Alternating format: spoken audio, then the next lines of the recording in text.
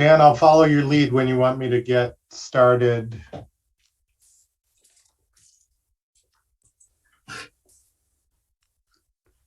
Maybe what we can do is sort of have people go ahead and start introducing themselves in the chat. And then, you know, because we should have, I think I'm missing one speaker at this point, presenter, but other than that, I think our team is here, so. Great, I think we've got about 25. So if folks at the very bottom of your screen, you should have access to the chat. Just take a minute to type in your name. If you're not from Scio Township, tell us where you're from and anything else of interest. If you're on one of the environmental commissions or boards or supervisor, or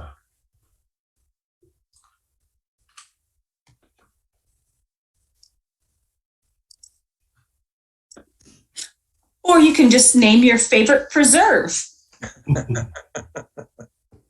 Are you talking about like strawberry or like? Well, that too, I guess. Saginaw Forest. Yeah. What did you want us to do?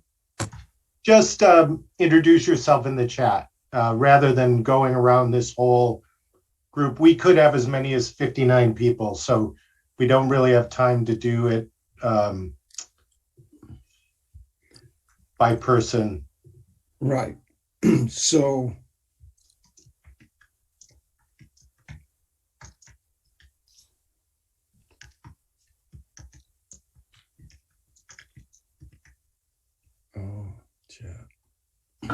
And just let me know when you want me to do the welcome. Yeah, we're going to do that at 7:05. We got 2 minutes.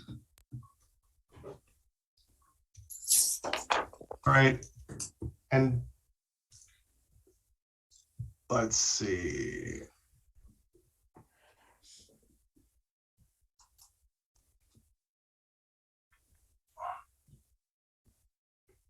I'm going to start recording. Recording in progress.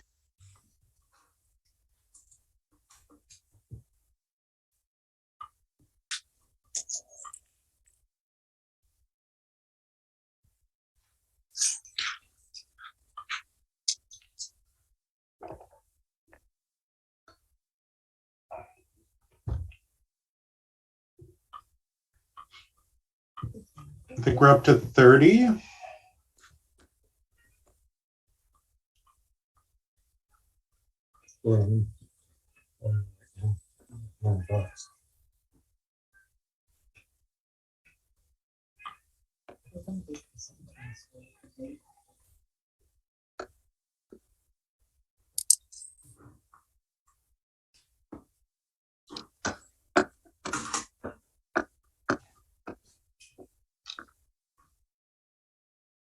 All right, Jan, I think we're at 7:05.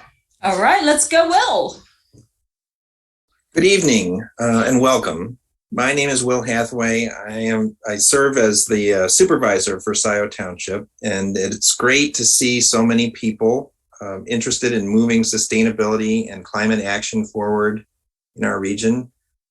We're glad to have this opportunity to collaborate with Washtenaw County and our University of Michigan SEAS Practicum team, who will be developing Scio Township's community engagement plan for the Environmental Sustainability Task Force. I'd like to thank the Environmental Task Force for their work. The level of knowledge and commitment of this group is impressive, and the township is lucky to have such great volunteers. We're also lucky to have Jan Culbertson's leadership of this effort. And I wanted to also acknowledge Trustee Jacqueline Courteau and former Trustee Jane Vogel. All the three of them together took an idea that we first discussed, I think, in our 2020 climate reality training and launched a program that is involving people in a new local effort to help save our planet. Now, I'd like to welcome Andrew DeLue, who's the Director of Strategic Planning with Washtenaw County, and Matt Node of Recycle Ann Arbor, who is coordinating resilient Washtenaw. And I'll turn it over to you, Matt and Andrew. Thank you, Supervisor. Thank you, everybody, for having us here tonight. We're also very excited to be able to speak with the folks in Scio Township this evening, and really looking forward to the discussion tonight. I'm going to be very brief. I just have a little bit of an overview in terms of what this project is and where we are in this planning effort. But I'm really, again, looking forward to the ways in which the planning efforts at the county level can interact with and support, the decisions that Scio Township is making. I think one of the things that we've really been trying to wrestle with here is what are the roles and responsibilities of the climate, and how can we use, or of the county regarding the climate, and how can we use county tools and assets to address it, while also recognizing that the county doesn't have all of the tools, right? And that we're going to need to work in new ways with cities and villages and townships and our nonprofit partners and everybody living inside of Washtenaw County and the region to really address climate change. So I'm going to start with my presentation. I will talk a little bit more about Matt and the project team that we've got working on this, but I'll try not to take up too much of my time or too much of your time with listening to me tonight. So I'm going to share my screen now.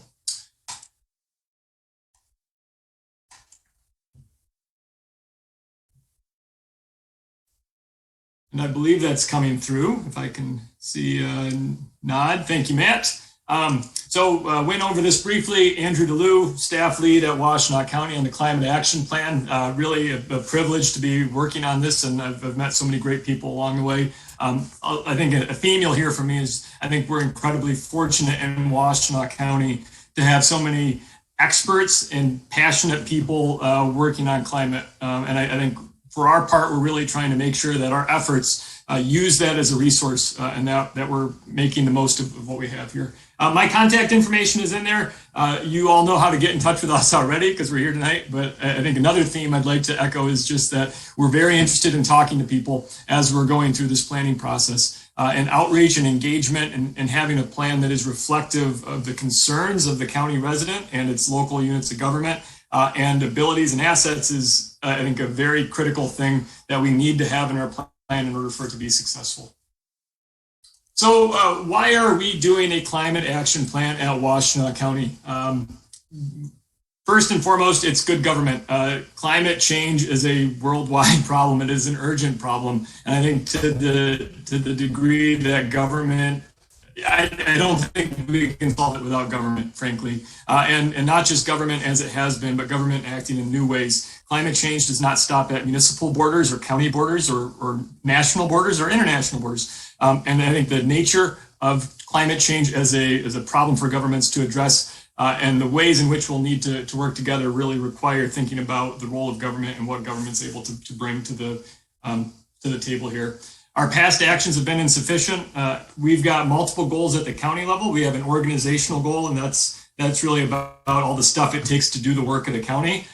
We've made some good progress there, and that's a much smaller goal than the community-wide goal that the Board of Commissioners has adopted. But even that is not enough, given the pace of climate change and the consequences of inaction.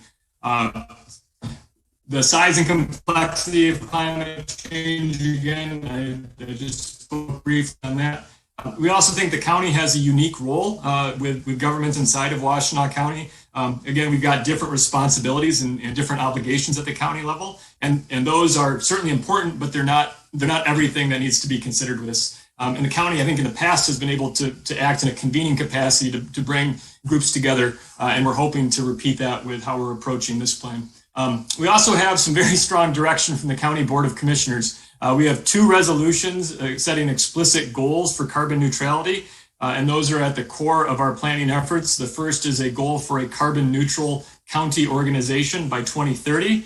We did an estimate of our emissions a couple years ago, and that's about a 14,000 metric ton equivalent of carbon dioxide. And we have a goal of 2035 for community-wide carbon neutrality. And that's everything inside of Washtenaw County borders to be about 7 million metric tons of CO2 equivalent per year.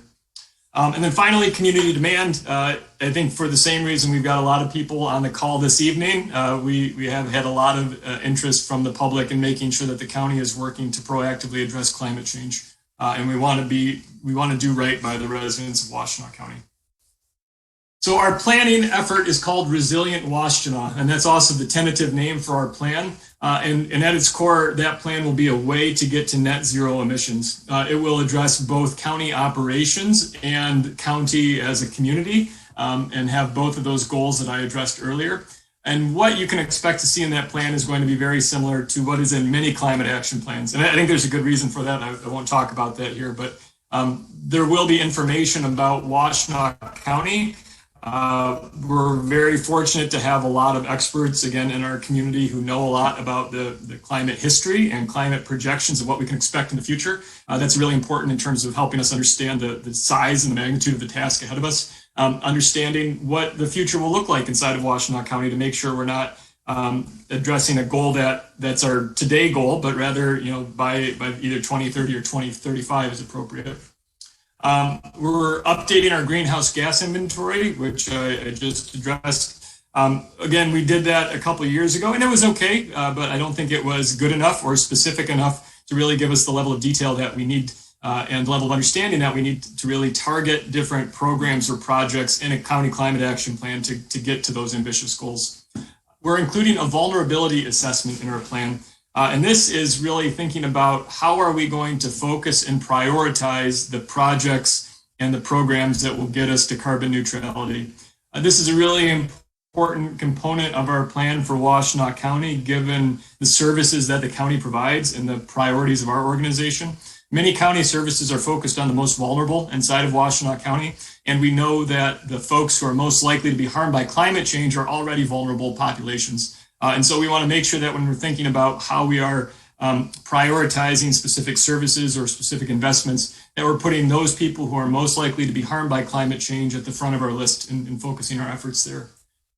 The bulk of the plan will be strategies and actions, and these are going to be the specific steps that the plan is recommending that we undertake to get to carbon neutrality. There will be to the extent that they can align for county operations and the county as a community, that's great, but those will probably necessarily diverge at some point. Those things, it's very important that the math work and that, as we look at each of those steps and the timelines, that those things are credible and realistic. This is going to be an ambitious plan, but it needs to be a credible plan and a realistic plan and something that would actually achieve the goal that the Board of Commissioners has set. And then finally, we're working also on implementation recommendations, and we don't want to be left with a good plan that collects dust on the shelf, again, given the urgency of the problem and the consequences of inaction. So as we develop the plan, we're going to be thinking about the staffing, the resources, the partnerships that are necessary to do the work of the plan, and hope to be able to bring that to our Board of Commissioners at the same time as the plan itself so we can move quickly. Key components of the plan, I touched on organization and community, so won't go through that again. I do think it's important to address, though, that our plan will be interested both in mitigation and adaptation. Mitigation and stopping additional emissions, I think, is critical due to the worldwide nature of climate change and knowing, where emissions have come from historically and the benefits that have come to our society, I think, is an important thing here as we think about this work. And doing our work to stop future changes to the climate. But also we know that the climate is already changing and there are already people who are being harmed by this. I think the county, first emergency with the flooding last summer along the Huron River was not the county's first emergency response, but it was certainly a new type of emergency response that we got involved in. And I think thinking about that as an example of what we may be faced with in the future really helps us to understand the necessity of adaptation and why we need to think differently about where we're making investments. And again, who's going to be the most at risk from a changing climate. We're really looking to align with existing plans and services and priorities of the county. The vulnerability assessment is the tool that we're looking to do that. But one way that we're looking to do that internally is to think about our our public health function and the degree to which climate and emissions influence public health. There's direct lines there, and there's a lot of great data on that. But we want to be able to align our plan with the work of our health department. Externally, we want to be able to align with Scio Township and your planning commission and your sustainability commission. And we know that there are good plans out there that already care about climate and are already thinking about this stuff. And that is, again, knowing that the county is not able to do everything to meet the community-wide goal. We want to approach it in a manner of partnership and alignment with the documents that have already been established. We want to be equity-based. The vulnerability assessment and the values around that document are very much central to being equity-based in this plan and thinking about the most vulnerable and the most susceptible to a changing climate. And then collaborative, a lot of input, a lot of engagement, looking for a lot of feedback. Tonight's one example of that. I think Matt and I have probably, I don't know if we're up to 25 meetings at this point, but we've talked to a lot of folks. We'll continue to talk to a lot of folks over the rest of this. And I think my goal is that anybody who has an interest in the plan is able to give us feedback and knows how to do that. And that if they don't do that, it's not because we didn't reach them, but rather because they chose not to participate. Our project team is, I'm very pleased with what we've got, and not only because of the quality of the work that we've got so far, but I think we're very fortunate in having Washtenaw County residents who are working on this plan. So Matt's here tonight. Matt, I'll let Matt introduce himself here. He's better at it than I am. All right. Hi, I'm Matt Nod, currently Ann Arbor resident on the west side, used to be a Superior Township resident, was 17 years as the environmental coordinator, sustainability person for the city of Ann Arbor. So really come at this knowing, how various local governments in the county work and what some of those challenges and strengths are. So with this group, we've got EcoWorks, which is a great nonprofit in Detroit. They're leading and have led a lot of the community engagement so far. Elevate Energy, Hank Love is based in Washtenaw County, but they and Center for Neighborhood Technology grew out of Chicago. They're doing a lot of the inventory and vulnerability assessment. Beth Gibbons is kind of here as herself. But she's one of the national leaders in climate adaptation, based in Ypsilanti on the Ypsilanti Sustainability Commission. And then Chip Smith, who was a council member in Ward 5 in Ann Arbor, also does a lot of, I think he just finished MDOT's non-motorized transportation plan, but again, a county resident. So it is a great team that, hopefully we're going to package this up nicely. And this is the state's first county climate plan. So that's the other piece of this that's unique. And I'll let Andrew take it from there. Yeah, thank you, Matt. So just, and Matt mentioned this, but these folks are our neighbors and they're experts in this work. And I think they're able to understand the context and the different relationships at play here. And I think that's really going to bear out in a plan that reflects all the diversity of stuff going on inside of Washtenaw County. We're heavy on engagement, heavy on engagement. And that's really important for us, both to make sure that people know about what we're doing and are also able to tell us what they care about and want to see in our plan. I touched on the number of meetings that we're doing, but we're not only doing meetings. We've set up a really good website, and Matt's going to talk about that and go into some more detail a little bit later this evening with everything that we've got going on there. We're really looking to engage all of the different parts of Washtenaw County as a government. Like Scio Township, we've got a lot of subcommittees and boards and other things that have specific responsibilities. And we're trying to make sure that all of those different entities and all of their different boards know about this work and are able to integrate thinking about climate, both mitigation and adaptation, into the work and the plans that they're doing. And we think that's going to be a way in which we're able to really make some meaningful change over the long term with climate efforts. A lot of discussions with community groups, a lot of discussions with the general public, and then we also have two advisory bodies that are helping to steer this work and make sure that we're on the right track. I did see Tim Redmond here tonight. Tim Redmond is a member of the county's environmental council. That's a group that is working to steer the outward-facing work of this plan. And then we also have a staff steering committee made up of department heads and leaders inside of the county who are thinking about all of our different efforts and work that we can do to make sure that we're not missing any opportunities to think about regarding climate action. This is the resilientwashtenaw.org website, and we'll see more of that later, so I won't talk too much about that. The timeline, though, I think is worth talking about because we are trying to move very quickly. We have been working to hire Matt and to bring their team on almost for a year now. Well, my work started about a year ago. Matt and the projects team started officially last November, and here we are now in March, and so we're into our 5th month already. We are looking to bring a final plan back to the County Board of Commissioners along with the implementation recommendations before the end of the year. Between now and then, we are looking to have a draft plan that's out for public comment for several months to make sure that people have an opportunity to tell us what we've missed or what they like. And to get to that, there's going to be a lot of work as well. You've mentioned that the strategies, I've mentioned that the strategies and actions are not yet developed, and we're reaching the phase in our project where we're ready to start talking about those with the public. I think the engagement's been very helpful in understanding the big buckets and the big things that people want to see. And now the work is going to be breaking those things into discrete programs or projects that, again, add up to those emissions goals that the Board of Commissioners have set. So all of that's going to be happening in the coming months. There's a lot of work to be done, but again, an urgent plan. The other thing I'll say about the timeline is I think when we bring this to the board, that's not the end of this, but is rather going to be just a start of a new phase. And I think you can expect this to be an ongoing responsibility and concern of the county for a long time. So the work will change, but it will not stop after we go to the board.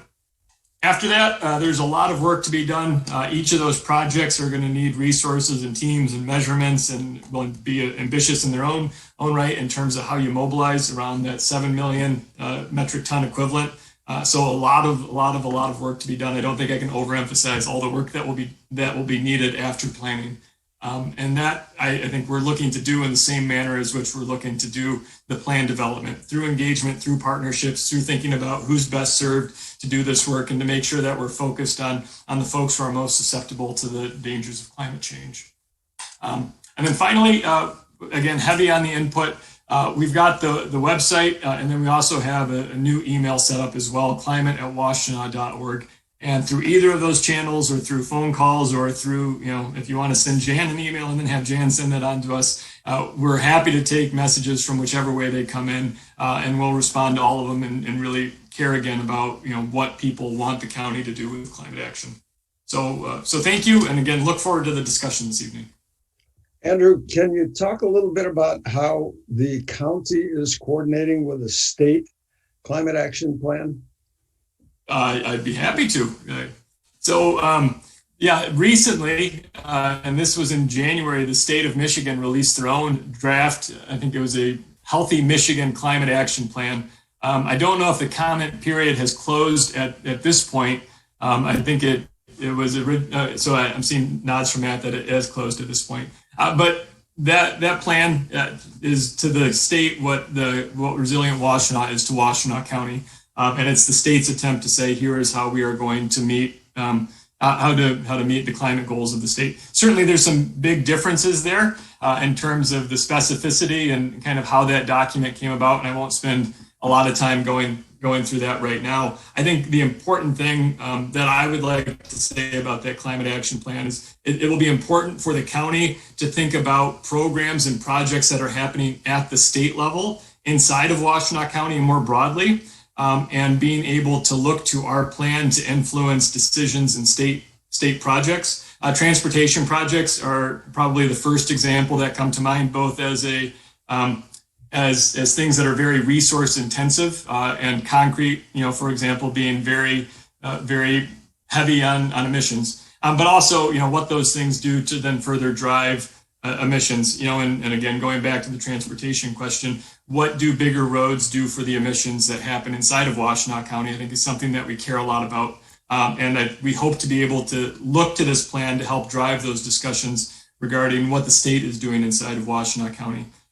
There are lots of other areas, though, that the state gets into. And just as Washtenaw County and Scio Township have different responsibilities, so too do the state and the county. And so we're trying to partner with the state and influence even their planning to some degree. So Tim, I think maybe the other thing you're interested in here is that we did send comment from the Washtenaw County Environmental Council to the state on their draft plan. And I'd summarize that comment as saying, we're glad you're doing this, but your plan needs some work, and here's what we'd like to see. And so I'd be happy to share that if that's something that'd be helpful for this group. But I won't run through that right now. Is that available on the county website? The letter that was sent? I'll find a link right now and can drop that into the chat. And if not, I can make that happen because it should be. And Jan, I think I'm going to let you just jump right into your section. And yeah. Right. Sounds good. We will do that. Somebody has to quit sharing for me to share.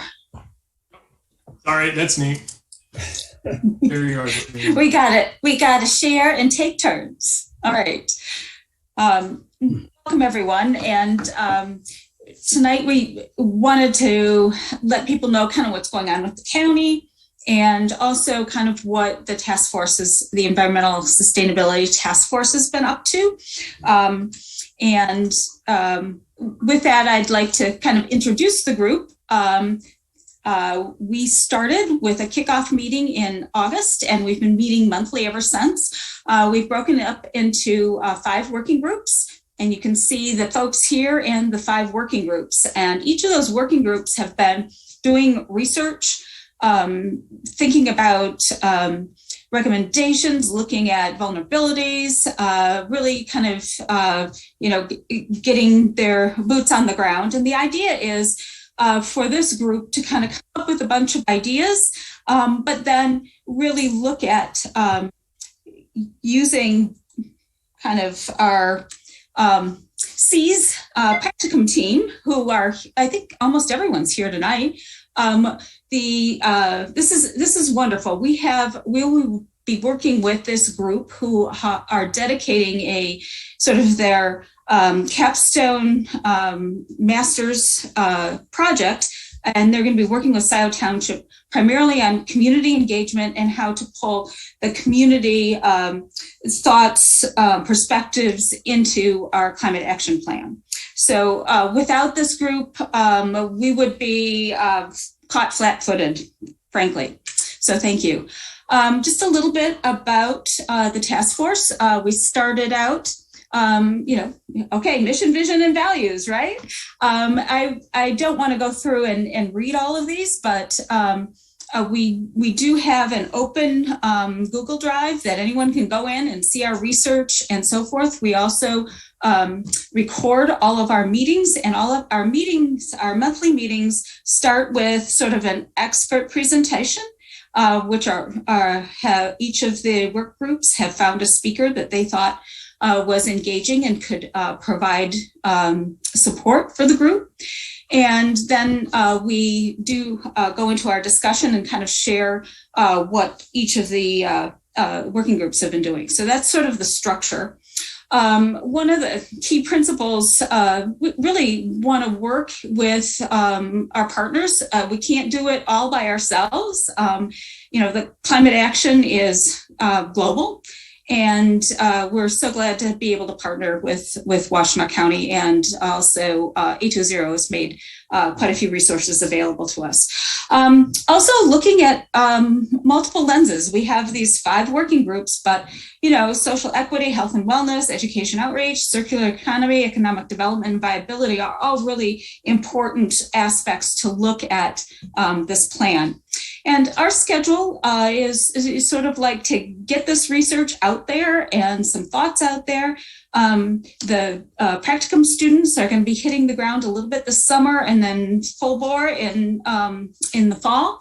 So we're looking to continue to share ideas, and this is the first time we've really put our ideas, even though we have Zoom meetings that anyone can join. This is really our first opportunity to put some of our thoughts out there. So thank you. Then the working group presentations are going to have a format of, we're going to try and keep to it, no more than 5 minutes of a talking head.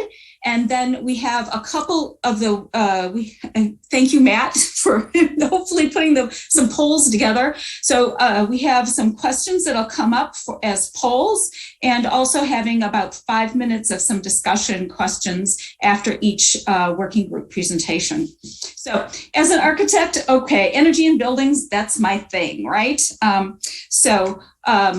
Why are energy in buildings important? Well, hey, you look at the sector, and we've got between the industry and building materials, building operations, we're easily 40 to 70% of global CO2 emissions, transportation and some others. So buildings are really spewing that CO2 into the atmosphere. And why is energy important? Well, you look at what are the sources of our energy currently. Well, this is in 2020. Our area was still producing our electricity with about just under 50% coal. Okay, now, what's the problem with that? Well, you look at the average emissions by source, and you look at the different types of coals, you look at natural gas, and then you look at the renewables or nuclear energy. And I mean, it's just dramatic. So if we're to reach carbon neutrality by 2035, guys, we got to get rid of the coal, the natural gas, and this is really what we call electrification or decarbonization. Okay, hey, Scio, what kind of assets and vulnerabilities do we have? Boy, we have land. We've got lots of rooftops. We've got low density and quite a bit of residential. We're our own jurisdiction. We do have a younger building stock. I have I'm looking at everybody down below and I can't see my whole slide. Vulnerabilities, DTE, again, our source of electricity, they've said they're working for carbon neutrality by 2050. That's a barrier. That's an issue. We have a state energy code. Right now, the residential energy code is one of the worst in the nation. It is currently being updated.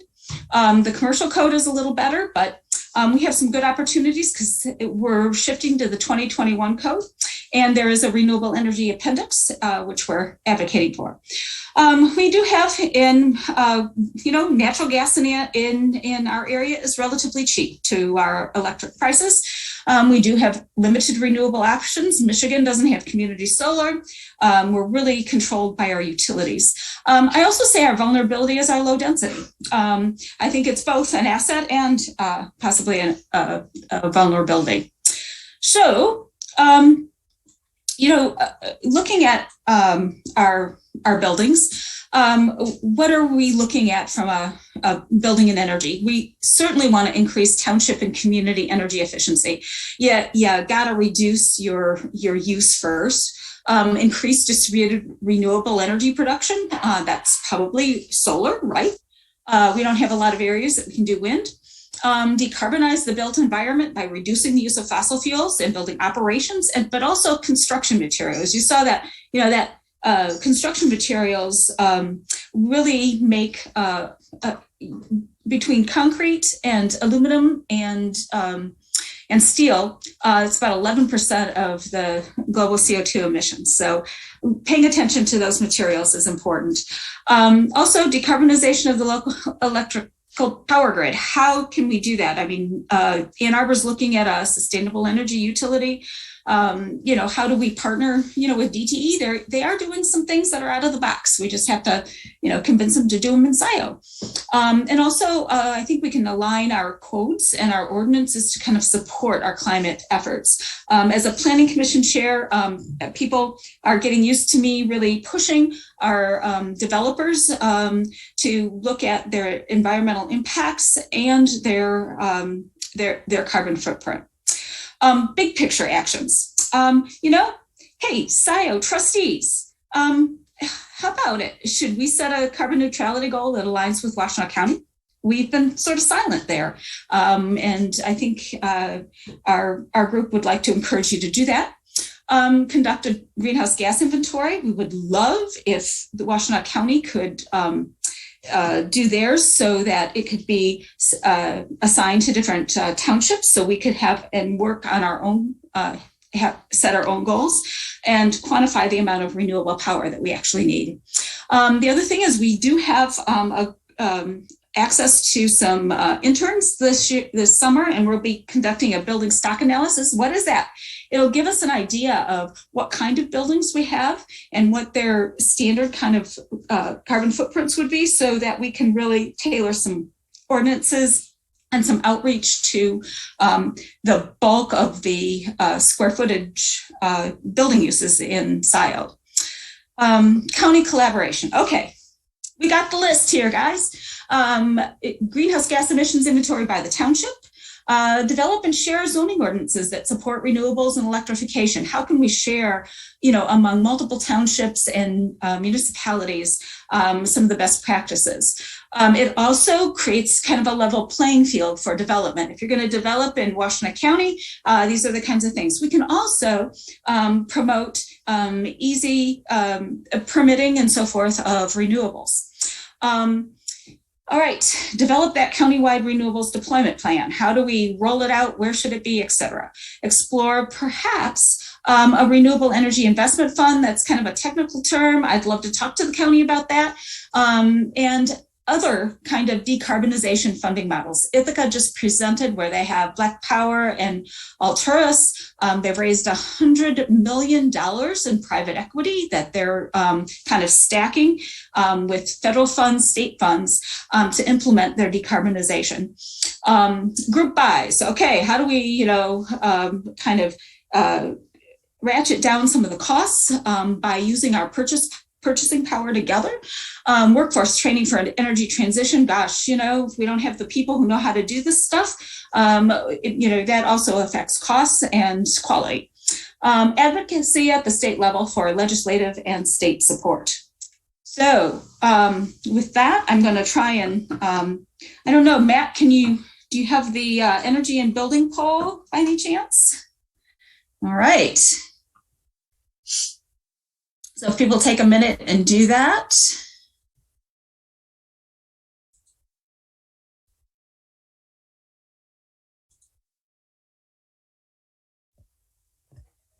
Matt, you're muted. Is the poll up and available for people to use? Okay. I can see the poll, yeah. Other people? Yeah, it looks like people are starting to fill it out. And Dan, I don't know if you want to hold on discussion and just move along after this, or yeah. Well, what we can do, let me see where we're at. Yeah, we have about a minute. It'd be nice to maybe I don't know if you can do the poll results or so these are some of the things that we're really interested in finding out from an energy and building standpoint.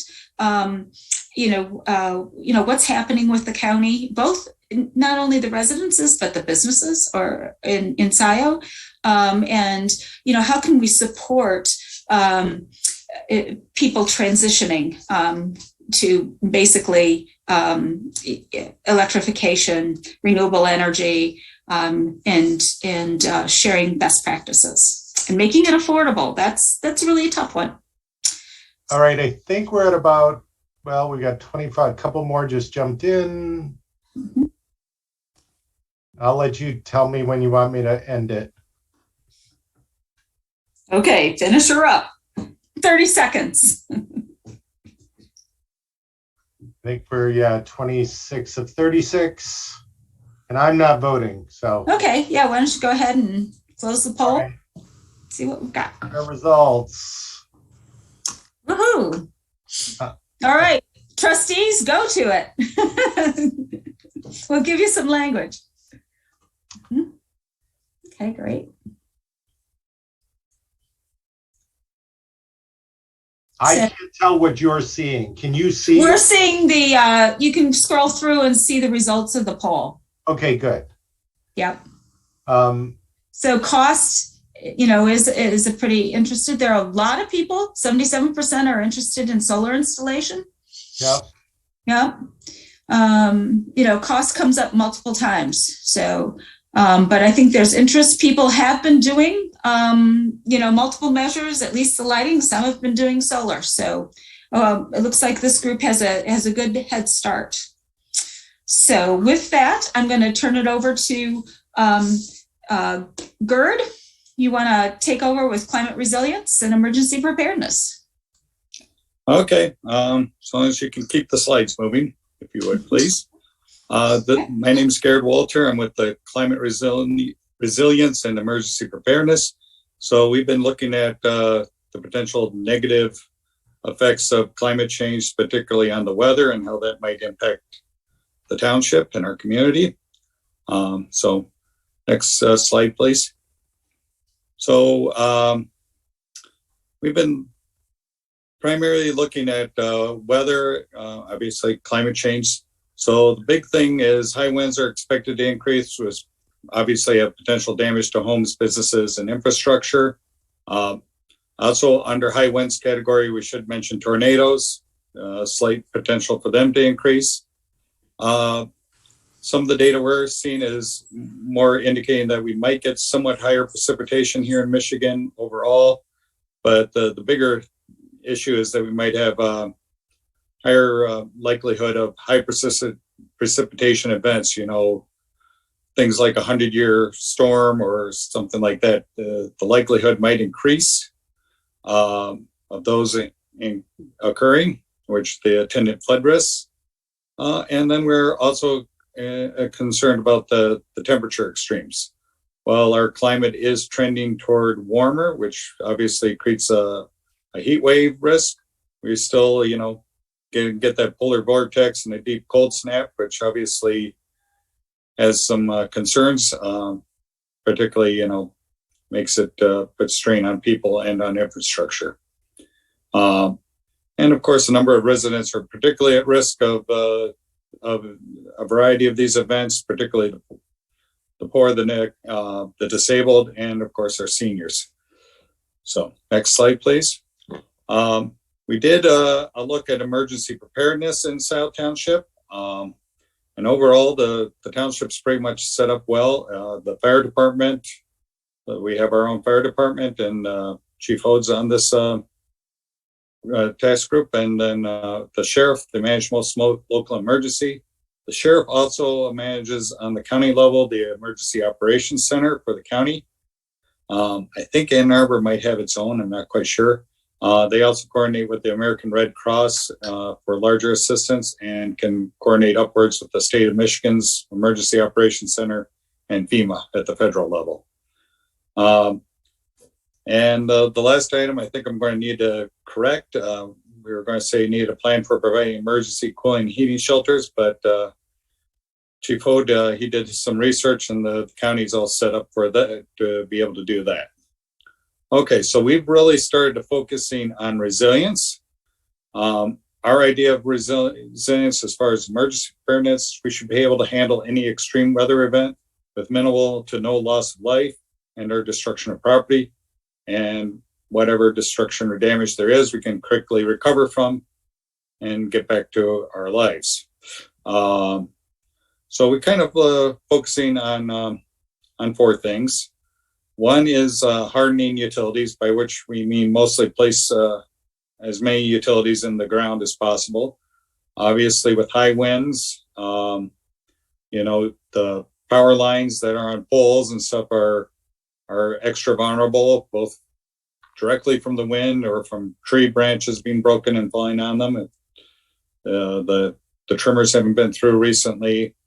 I mean, last summer, I remember after that one big storm where we had 4 days of power outage in some neighborhoods, like on Liberty Road, there were a whole row of power poles knocked over.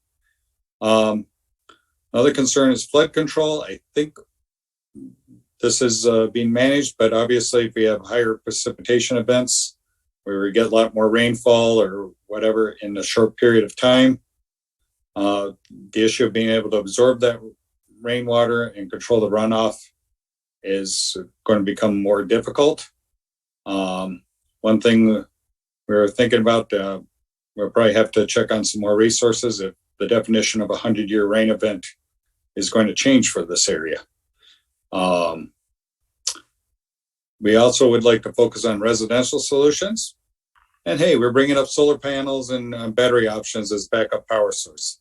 One of our big focuses has been where we focus on the hardening the utilities and stuff like that, is if you lose power and it's during one of these other events like a extreme heat, extreme cold, or a flood, that makes things so much more difficult both at home and in the community as a whole to get things squared away, get back to comfortable. So one of the things, and I can personally testify it, like backup generators, they come in handy, but they're noisy and suck up a lot of gas. I was reading up last summer on Arbor was pushing solar panels and battery installations, and people had no problems. Those things just kicked on and generate. They're slightly more expensive than a standby generator, but on the other hand, they also start generating, they can pump energy back into the grid, and you can get a little bit of money back and start getting your return on investment. So there is an advantage there. And then 4, manage the open spaces with the community to reduce risk. So this is what was one concern from Chief Hode, that I think he had some concerns last year where we had a nice, good dry time, that some of our open areas are at higher risk of fire, especially if you got winds that can drive the fire, and you get power lines knocked over, starting fires. I've seen that happen in neighborhoods before. So that's some of our concerns and what we're looking at, and we're going to post some recommendations for. So we would like to ask people what vulnerabilities do they see, both in the county and in the township from the weather, and in their own specific neighborhoods. One concern is, we had a presentation on flood control management, on stormwater runoff, and how it's evolved over the years. And there's some discussion of assessing how that's being managed in the neighborhoods. That's what I got. Yeah, so we're trying to keep us, pretty close to time. So what I'd like to do is, if you could use the chat and type in what kind of climate impacts have you personally experienced, and what vulnerabilities that you see in the county, in the township, in your neighborhood, your own house, your own business, and what other kind of resilient efforts do you want to see?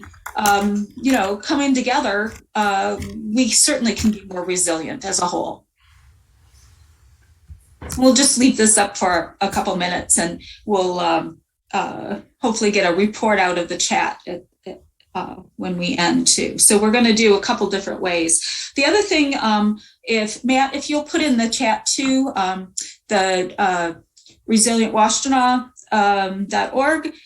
There is a map in there, and so we'd really love, especially if you're experiencing flooding, you have some very specific neighborhood issues. That mapping is a really easy way of communicating those, and you can. And there may be some areas that Scio hasn't really identified yet as being problematic. Yeah, we'd love to hear where you're seeing climate impacts, and also things you'd like to see. Your vision of Washtenaw will be more resilient when.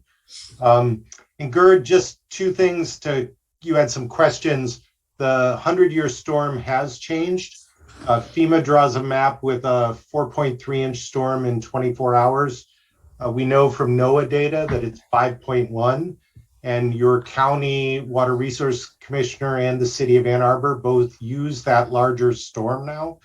But it also doesn't build in a buffer for even more rain. So Washtenaw County is doing better than most communities, but we still see that trend increasing.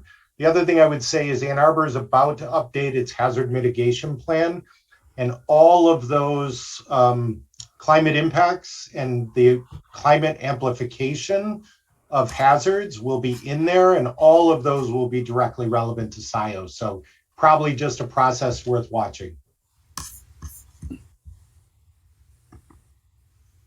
Great. So we're gonna go on, and Celeste is gonna present the next group's work.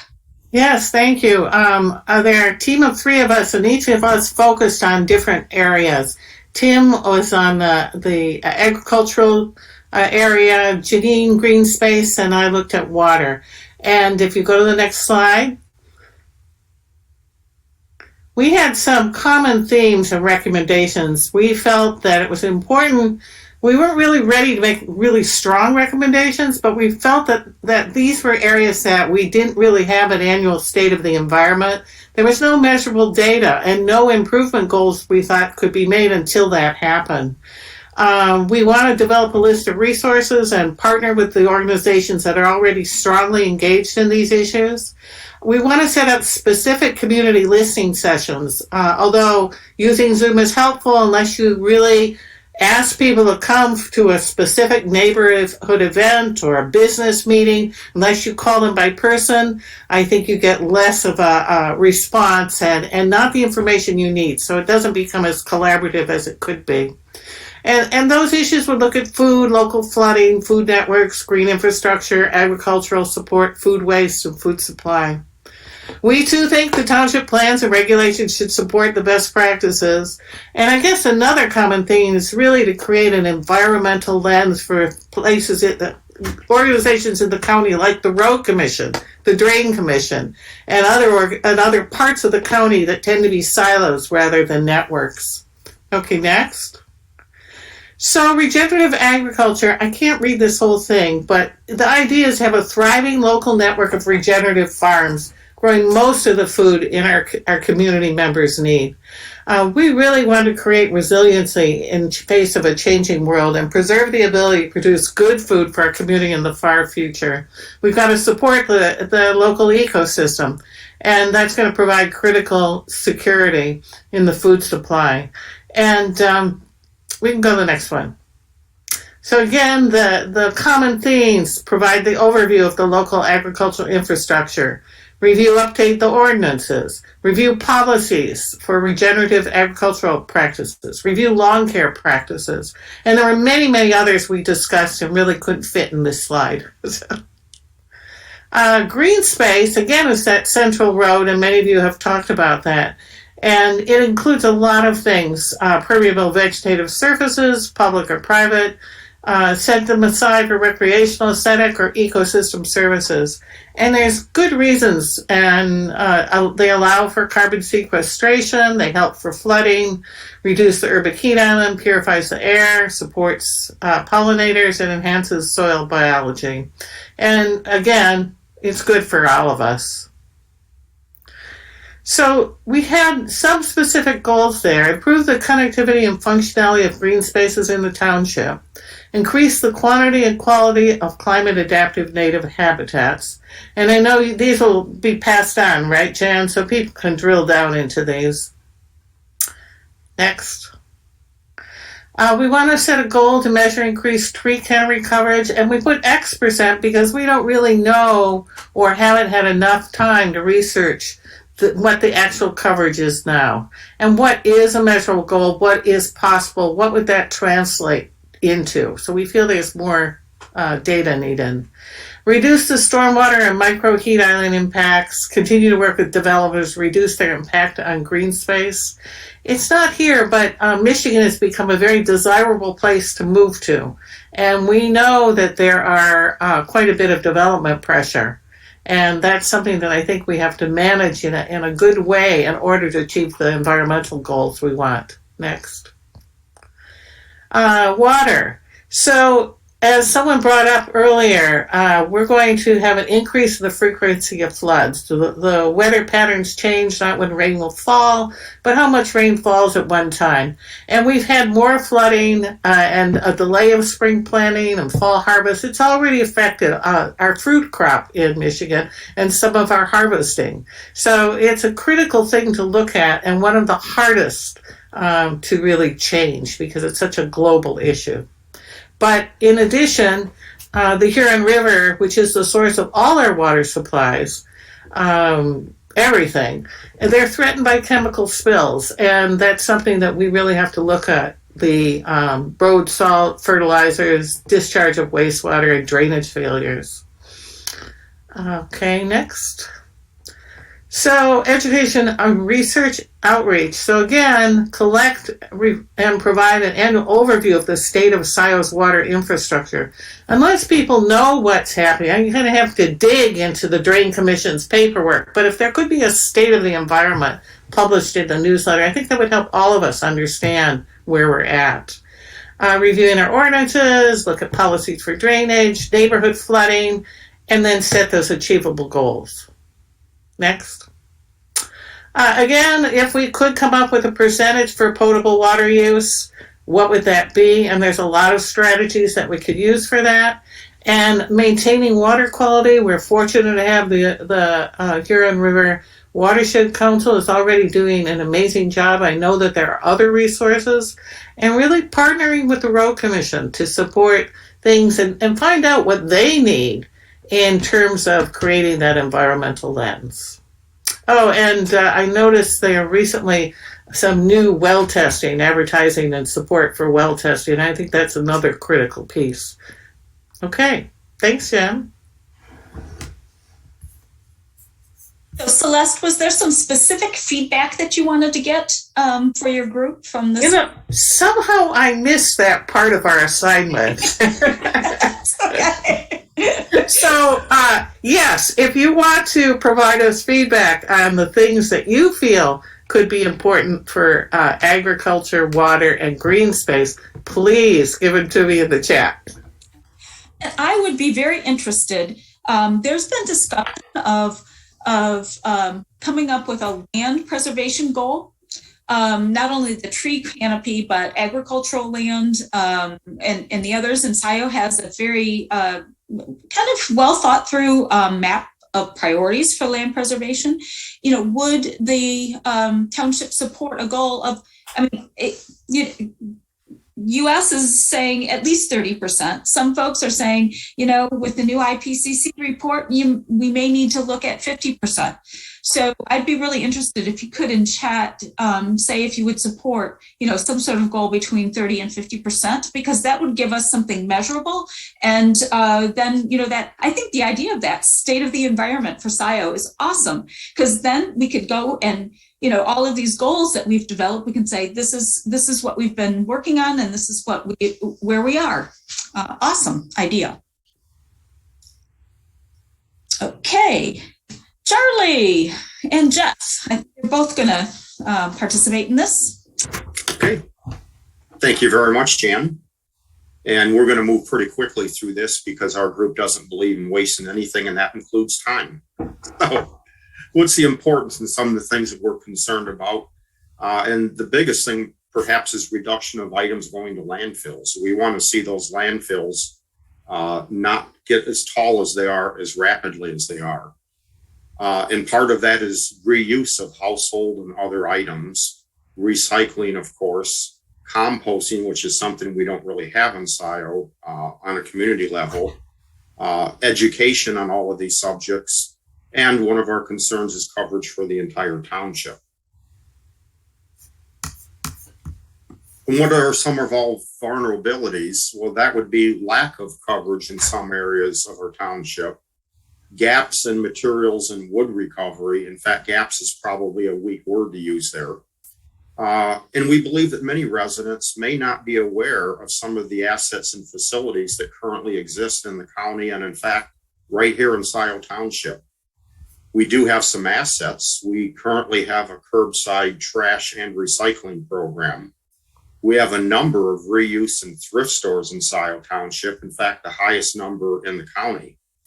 We also have a major recycling and recovery facility in Scio Township, just down on Jackson Road by Baker. And we're very fortunate to have, by and large, an environmentally concerned population. So what are some of our ideas and recommendations we're likely to make to the Scio Planning Commission? Those are to provide recycling for areas that are not currently covered in the township, to start a composting program. We'd like to encourage local businesses to increase recycling, to encourage businesses and residents to increase reuse and decrease their use of disposables, to develop educational and cleanup events, and to collaborate with the county and other local authorities to increase reach and impact, and to pursue county grant opportunities. And before we get feedback, we do have the fortune of having a zero waste professional in our group, that being Jeff Jackson, and he has a few facts and numbers for you. So with that, I'd like to turn it over to Jeff. Yeah, thanks, Charlie. Yeah, I do own a zero waste business, and I'm pretty passionate about the idea of waste reduction. I know that right now there's a lot of controversy and misinformation about recycling going around, so I thought I'd just share a few facts with you that show recycling is good for the environment and it also makes economic sense. For example, every year, Michigan landfills $368 million worth of recoverable materials. That's according to the state government. So every day we pay someone to toss $1 million into a hole and bury it forever. Now, in contrast, we have one of the best deposit can and bottle programs in the country. It has a recovery rate of over 90%, and recycling those cans saves 96% of the energy of mining new aluminum. So that's a huge success story there. Recycling plastic, by the way, saves up to 76% over using virgin materials, and paper 64%. And speaking of the recycling rate, the national average is 30%. Michigan's current recycling rate is 15%, so half the national average. However, the state is actively trying to triple that to 45%, and they are funding programs to help there. That's for businesses, individuals, government. They want to really make it work. Now, in Washtenaw County, our residential recycling rate is about 33%, so that's pretty good, but our commercial recycling rate is only 12%. And that's according to the Washtenaw County Solid Waste Plan. And you did see composting mentioned in our presentation. Compostables make up 35% of municipal solid waste. So there's a huge opportunity there to recover that and make it useful. So by Michigan law, yard waste is illegal to be landfilled, but food waste can be landfilled. And so Andrew talked about the need to reduce greenhouse gas emissions. Well, this has a direct impact.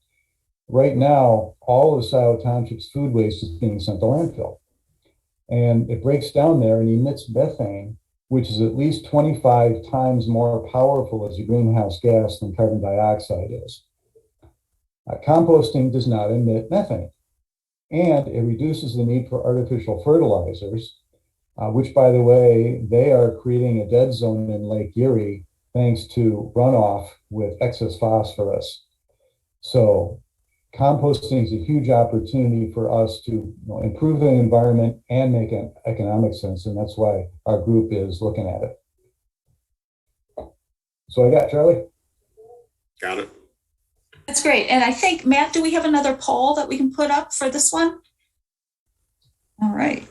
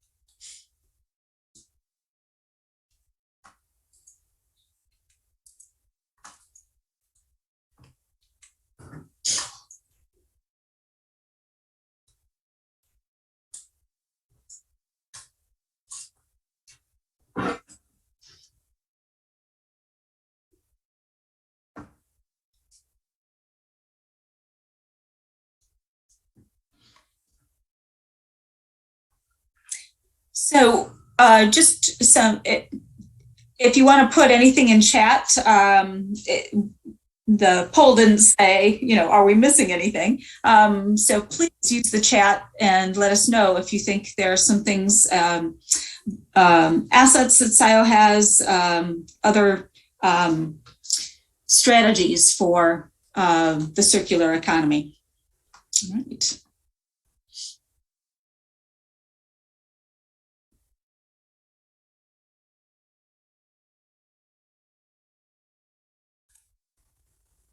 Can everybody see the results? Yeah. Great. Yeah. So we all need to become regular users, eh? All right. Thank you very much. Jeff, I really appreciate those stats. And if there's a way that you could document those, that'd be awesome. Sure, absolutely. Great. All right. All right, moving on, transportation. And I think we have Kathy and Chris. Yes, I'm Kathy Juskevich with the Transportation Working Group. Last but not least, I think I'm on the group with me. We have Chris Ferrone and Jane Vogel. So the three of us have been working on this together. And we can switch slides. Okay, first off, why is transportation important to Scio sustainability? According to the EPA, in 2019, the transportation sector was responsible for 29% of greenhouse gas emissions nationally. Now, if you were watching closely, you'll see that's a little bit off from what the the Energy and Buildings Group came up with the percentages, but it depends on what they count in each one, so we're close anyway. It's important. So, assets and vulnerabilities. What assets and vulnerabilities do we in Scio Township have? As we saw it, our assets are that we already have the TAP committee working on comprehensive multi-use pathway system. It's already underway, and we just need to accelerate that as much as we can. There's existing public transit system with the WAVE and with AAATA.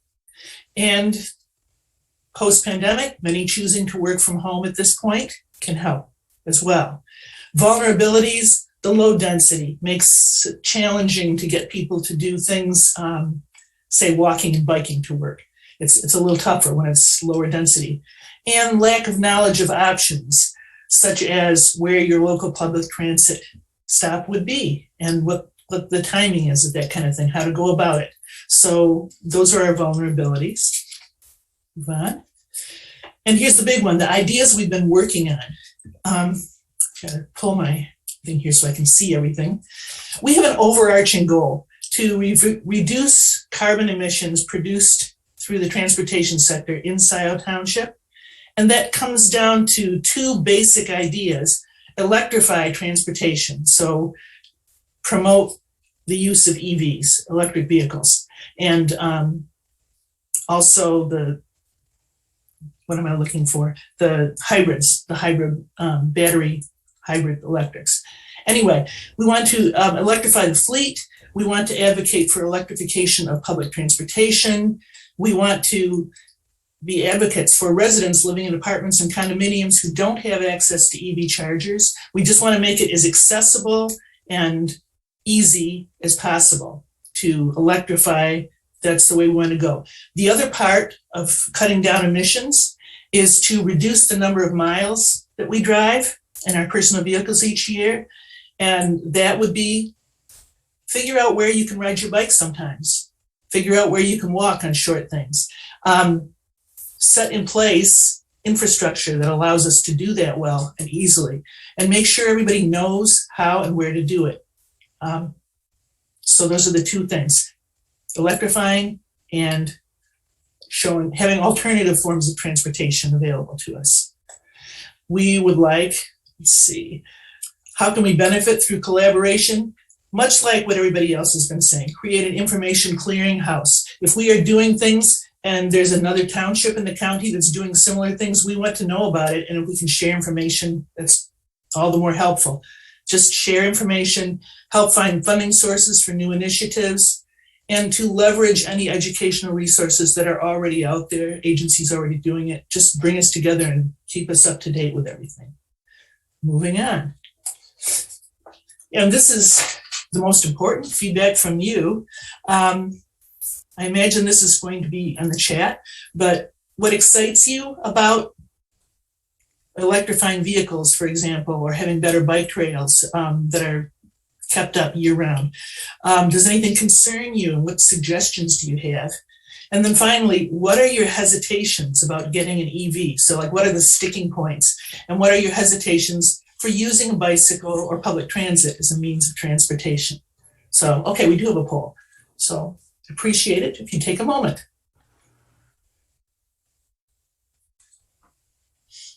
Sorry if I jumped the gun. It's okay.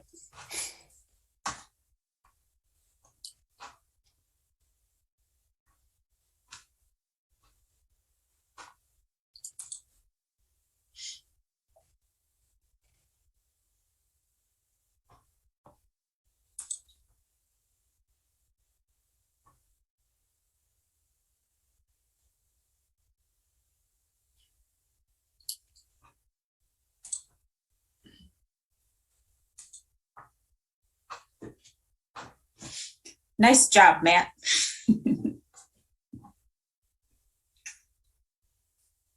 So do use the chat for other things that are not covered in that poll.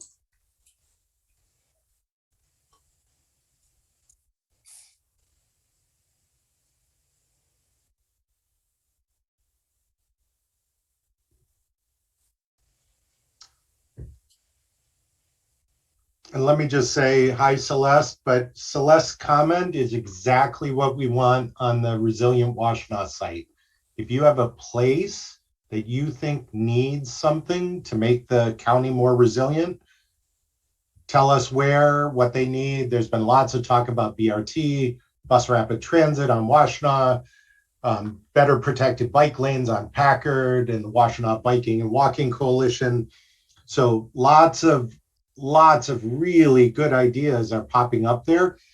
And the best reason for that is other residents across the county get to see that and think about what they need in their communities.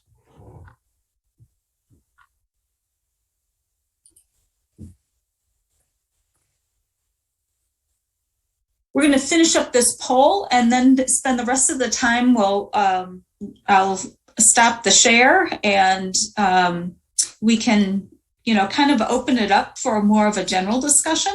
And then, Matt or Andrew, you can kind of close us out. Do you want me to close this poll out? Yeah. All right. I'm going to share the results.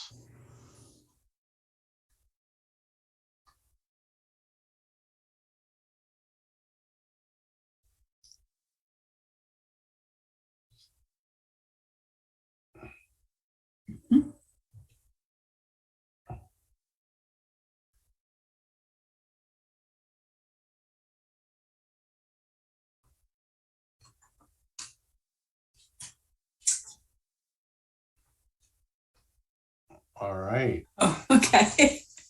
None of the above. We forgot that. Yep.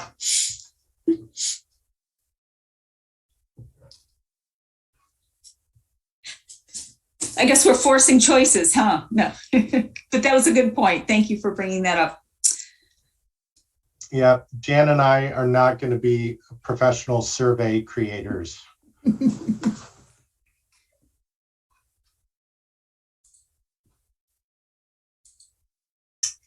All right, if people want to go ahead and, if you have a camera, turn it on.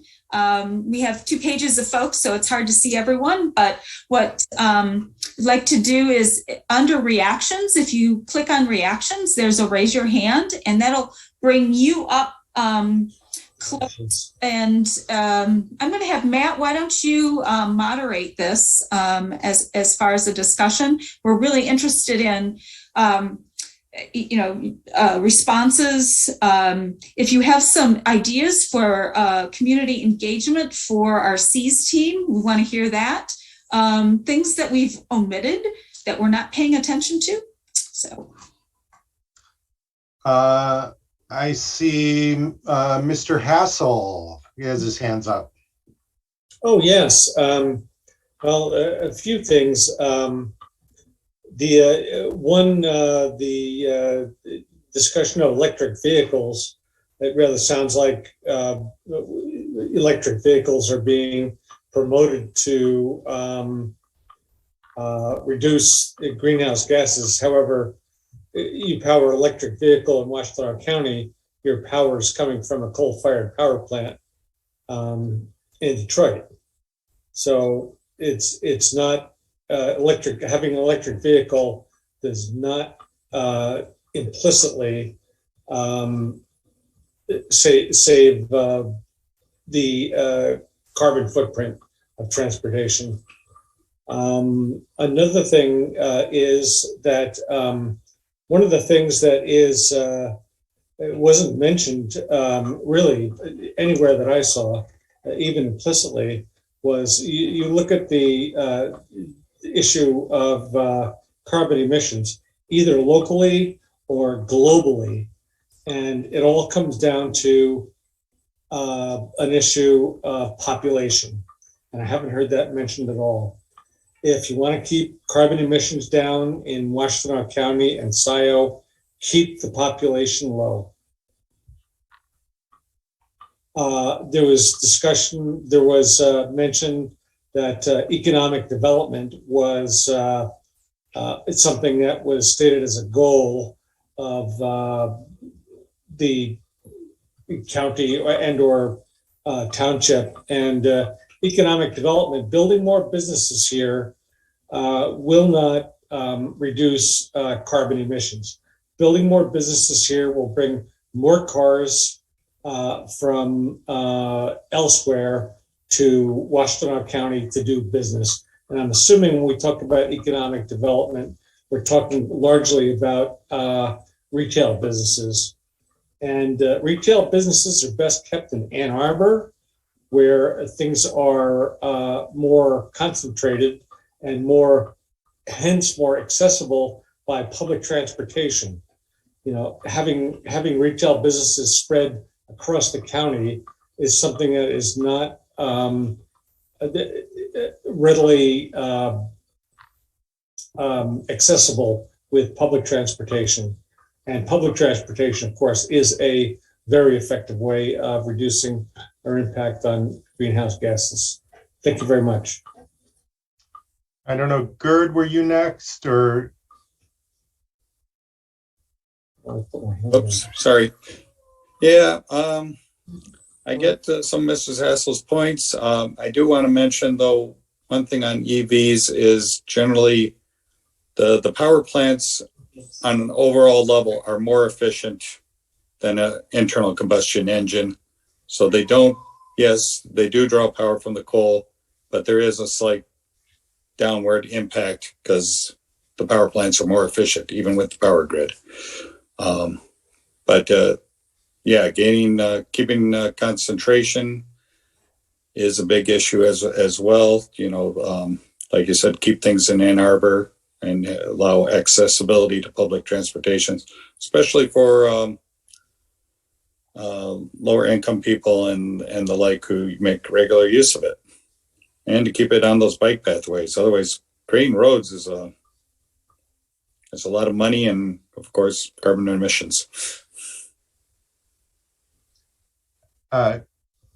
Christopher, I think you had your hand up.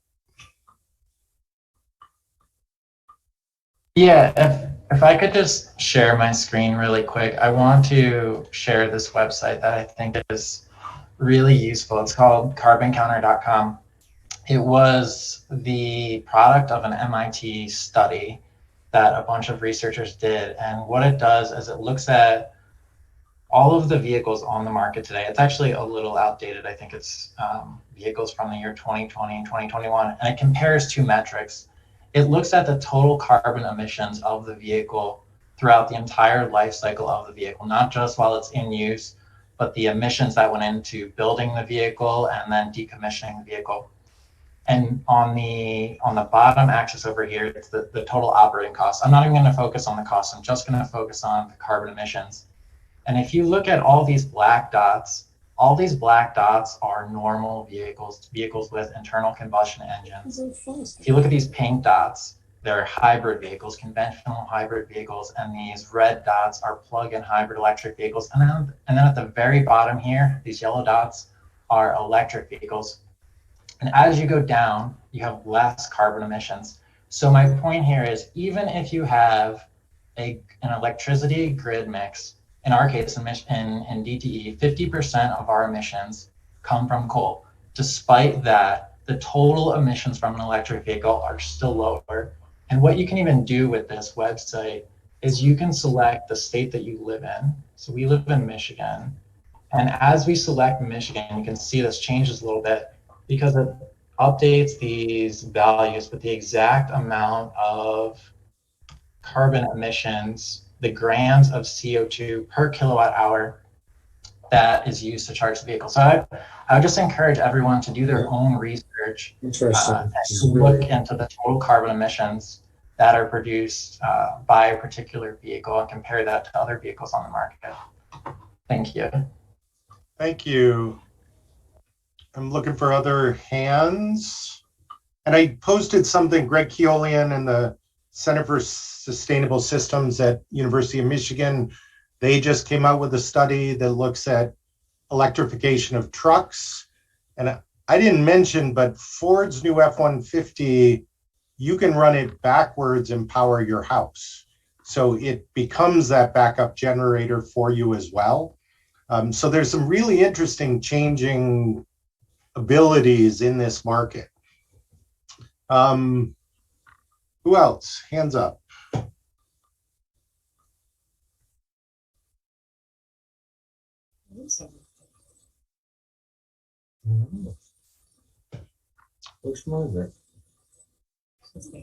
Jan? All right. I just want to say it does bring up a good point, and that is the decarbonization of our electric grid is really critical. I mean, you saw, what happens to the EVs in Michigan because of our mix, but there are some things that you can do even now. As of March, whether you're a business or an individual user, My Green Power costs reduced, and you can enroll from 5% to 100% of your electricity right now. I haven't looked recently exactly what the cost is, but it was at 2 cents a kilowatt hour as a premium. And that does go into additional Michigan-based renewable energy. That's one option. Another one, there is going to be through My Green Power, the community solar that Ann Arbor's putting on their landfill is going to be available through My Green Power, so you can make it really local that way. The other one is we are going to be working with Solarize Ann Arbor and trying to launch some of those group buys for people, because you can generate your own power. So I encourage people to really look at those options, because you can reduce your emissions of your electricity now. So great. Well, does our C's team want to say anything? We have a couple minutes left, and we'd love to just hear from you. And I know this is the end of your term, and it's getting tight, but we really look forward to working with you. And if you guys want to just say a couple things, that'd be great. Yeah, I can speak briefly, Jan. I know all 5 of us are here today, and this has been super helpful for us. We just got started back in January working with the task force, and we've been meeting with them, meeting with the working groups to just get a lay of the land and how far Scio is in their planning process. And we're going to be with them every step of the way up until, next April, until the final, or not final, but the first climate action plan comes out. So we're really excited. I think, like Jan said earlier, we're really interested in getting going this summer on doing surveying, kind of doing some informal interviews and really engaging with the community and getting their feedback through events like this on these goals that all of the working groups have been putting together for the last several months. So yeah, that's what we're working on in terms of community engagement. I think we're all really excited to get started on this. And I have to say, I am so happy you guys chose this project. It's great. All right, anyone else? I see Jason? Yeah, thank you. This is Jason Maciejewski from the County Commission, and I just wanted to just note all the fantastic information and discussion tonight on this call. And in order to achieve these goals and make this progress, it's going to take all of us working together. And it's been really great to see so many different approaches and organizations here tonight working together on this issue. And I just wanted to commend everyone who is working to achieve these goals and doing the things that need to be done. And it really thanks Scio Township as well for its desire to have this meeting tonight and really step forward near the beginning of this process for the county and really kind of seize it and run with it. So I just wanted to say thanks for everybody for participating tonight, and look forward to working with all of you as we go forward. Thank you. Thank you, Jason. And Andrew, any closing comments? Yeah, I'll try and be brief again. I don't know how successful I was earlier. A couple things I heard just on the investor-owned utilities. We know that there's a lot of opportunity right there. And so, we're spending time thinking about how the county can influence the decisions of those entities, either directly or through the Michigan Public Service Commission. And so I think we know we need to do right there. Many of the points in terms of the need for common data and technical clearinghouses, I think are something that we would expect the county would be well positioned to deserve, given how well those types of things scale. So I think there will probably be some version of that in the implementation recommendations that come back. That's been pretty consistent. And I think just echoing the sentiments in terms of the appreciation for the discussion here this evening, I've heard a lot of things that I think certainly the county can look to include in our plan. And I hope, that in our plan, ultimately, Scio Township is able to see steps and efforts that address your local community needs, and that every community inside of Washtenaw County is able to see that. But I think the discussion tonight and many of the specific examples of here's what we want, here's what we think will help Scio Township are really good things that Matt and I can take back. And we're again, getting into that process of starting to develop the strategies and actions. And so this discussion tonight is really well timed for that. But it doesn't have to end tonight. That's an open discussion for until we bring something to the board. And even after that, it's open. It just looks a little different. So thank you again. And Jan, can I add a comment here? I encourage everybody to just talk to your friends and neighbors here in the township, and tell them to look into this sustainability task force if they want to, and to think about these things that we've been talking about. Let's talk it up and be a community. Jane.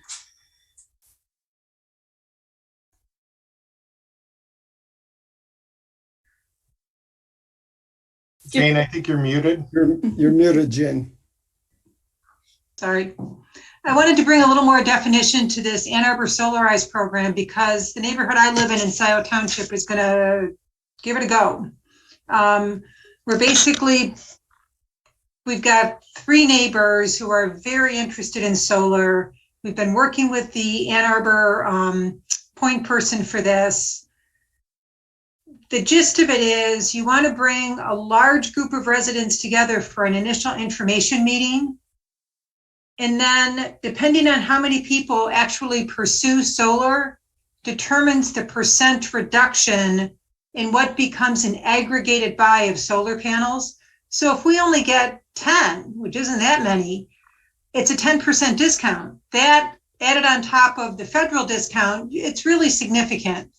So we're going to have to really bring together a pretty significant group. If anybody is interested, get in touch with the township, get in touch with me. It would be really great to include some residents from across the township in an initial information session about it. That was it.